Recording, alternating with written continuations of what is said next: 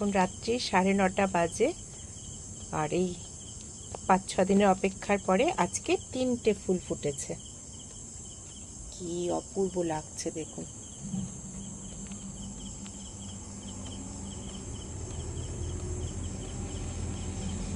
আর এই পাশে একটা আরো কড়িগুলো, ও বাইরেও একটা ফুটছে। আচ্ছা, এই যে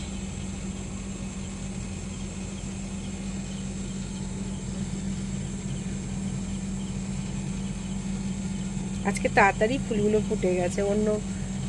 গতবার অবশ্য আমি দেখতে পাইনি কখন ফুটে গেছে, খেয়াল করিনি আসলে। তার আগের বছর 12টা 12:30 হবে এরকম ফুটেছিল, এইবার দেখলাম খুব তাড়াতাড়ি ফুটেছে।